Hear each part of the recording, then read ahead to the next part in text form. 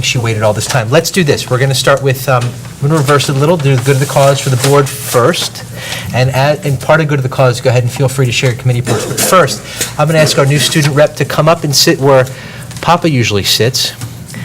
We are not going to pepper you with questions. We're just going to ask you to tell us who you are. Welcome. You've waited all this time, so thank you. I'm fortunate because I met her already this evening. Oh, well. She dutifully arrived here at 5:45 this afternoon. Wow. Sorry. Oh. Tell us who you are and tell us anything else you want since you've waited this long. All right. My name is Ritika Narayanan. It would be easier if you guys could call me Ruthie. I'm a junior right now in EBHS, an incoming senior. Papa gave me a little guidance as to how the meetings go. I really enjoy EBHS as a student. I'm part of several clubs in EBHS, like Student Council, Class Council. I was part of FBLA, Future Business Leaders of America.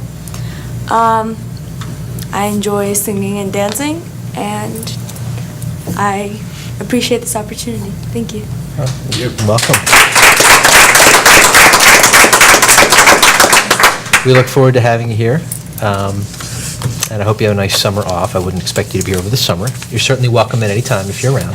Yeah. But welcome. Thank you. We have other good of the cause or committee organization reports, so whomever, Mrs. Becker. The Curriculum Committee met on Monday, May 16th. We had a very lively, exciting, if you will, meeting. First of all, I want to thank Debbie Gulick for the energy and passion she has poured into this committee this year. It is so greatly appreciated. The highlights, we were introduced to some new textbooks, Calculus 3 at the high school, Biology at Churchill Junior High School. We also had, for me, it was a very unique experience. First time since I've been on the board, 4 students gave a presentation to present a proposal for a new course at the high school. They all hold offices in Future Business Leaders of America, and their request and recommendation is to add a business leadership honors class as a 13th period at the high school. They gave a very professional and articulate overview of what this course should look like, answered a lot of questions from the committee, and understand that now the course is going to be duly vetted and investigated by Dr. Valesky and his staff, and it was just wonderful to have 4 students get up and tell us about a course they think we should have at the high school with all their background data and research done, and it was really outstanding. We also were given an overview of the updates to the Fairview program and informed of some information changes at the elementary level in terms of schedule.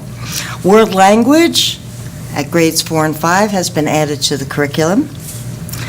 ILA and social studies will be, the ILA teachers at grades 4 and 5 will also be teaching social studies during the 2016-17 school year in most schools. And math and science, additional time has been added for the instruction for those. We look forward to continuing the discussions at our committee next year, and I want to thank all of the staff administrators and community members who gave so much of their time this year. All right. Anyone else? Mrs. Lax. Okay, Community Programs had our last meeting of the year on May 10th.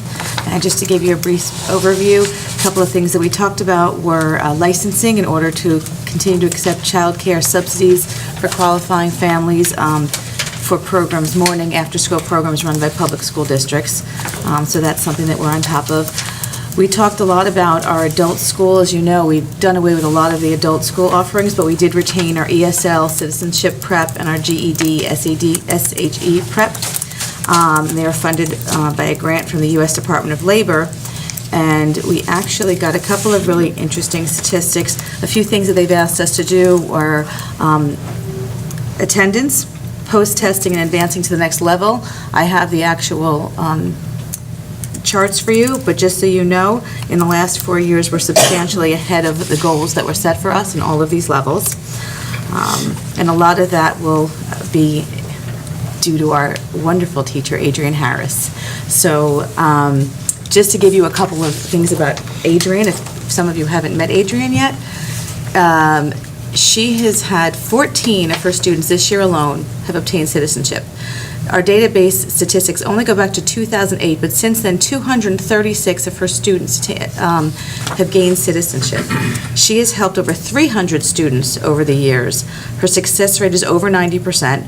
And it's actually very interesting hearing her talk about some of the questions that are asked. Some of the questions are a little on the inappropriate side. They don't make this easy on these people. So we congratulated her and thanked her for all of the work that she has done there. Coincidentally, the next day, I went to the year-end celebration, which I love. It's one of my favorite things. I would like to get copies for all of you. These are some of the speeches that some of the ESL students and new citizens come and give. And we forget, as people that are born into this country, how difficult it is to move your entire life, your family, to learn a new language. And what these people do is absolutely phenomenal. And one of the things I'd like to actually request is that maybe next year we can have some of these. We did it years ago. We had them come and do, if you remember, some of the older members, they used to come and actually read their speeches to us, which I thought was beautiful. So I'd actually like to request that we do that again. And then a couple of interesting things. Mrs. Reese showed a slideshow of a coding class that was put on by the Frost PTA, since coding has become such a big push lately. And I think that's something that you were looking forward to getting into possibly more of the schools. And then again, we thanked Mrs. Harris, and we thanked our committee for a wonderful year. A lot of good things this year, especially the Q&U wedding. For any of, actually, I went to the one at Lawrencebrook. It's a preschool program that our Early Learning Academy does, where they have the children, they perform a wedding, and they marry Q&U. And Gina Donato, the teacher at Lawrencebrook, did a wonderful job. They made a reception. The kids walked down the aisle together. It was absolutely adorable. Next year, for any of you that can attend, I would highly suggest it. It's one of the highlights of my year. All right. Yes. Mrs. Shaw? Yesterday, I attended the Garden State Coalition of Schools annual breakfast. This was actually the 25th year anniversary, so that is quite the benchmark for them to achieve. It also is the first year for our new executive director, and that is Betsy Ginsburg, and she is from Glen Ridge. We had the good fortune of participating in a panel discussion entitled Education in New Jersey, Where We Stand and Where We Are Headed. It was moderated by John Mooney, who is the founder of New Jersey Spotlight, and he was also for several decades the senior education writer for the Star-Ledger.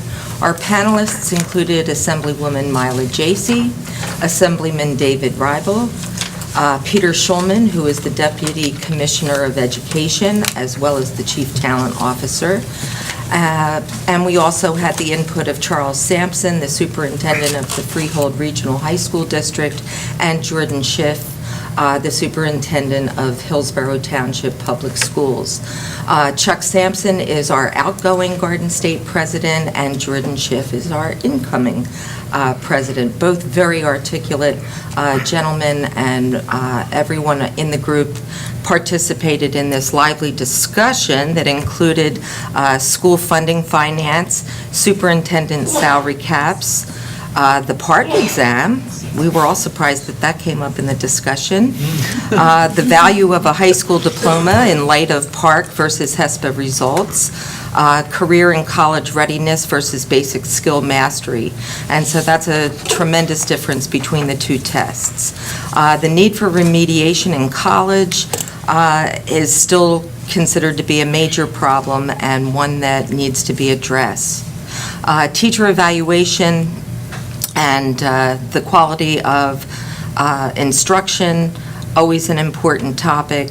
Many of those who were in attendance believe that it is actually leading to more effective teaching, and that those who are ineffective, districts are actually finding it a little bit easier either to provide them with an improvement plan, or tenure charges can now be brought. Thank you. Thank you, Mrs. Shaw. Anyone else? Okay, so seeing none, we do have a need for additional closed session. May I have the following motion? For resolution, whereas the board must discuss matters which are not appropriate for discussion in public meeting, and whereas these subjects are within the exception to the Open Public Meetings Act, and whereas the board intends to discuss the following matters.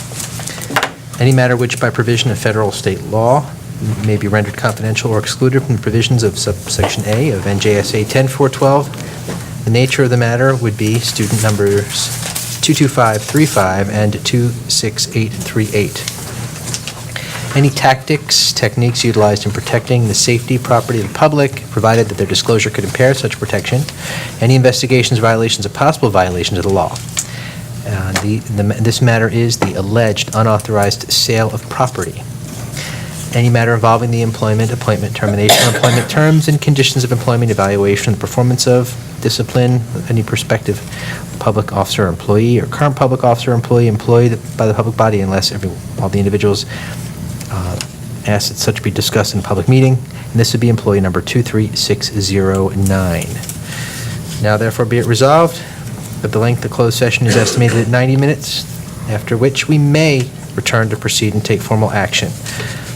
So moved. Motion by Mrs. Second. Becker, second by Mrs. Shaw. Is there any discussion? All in favor? Aye. Any opposed? Motion carries. Good night, everyone.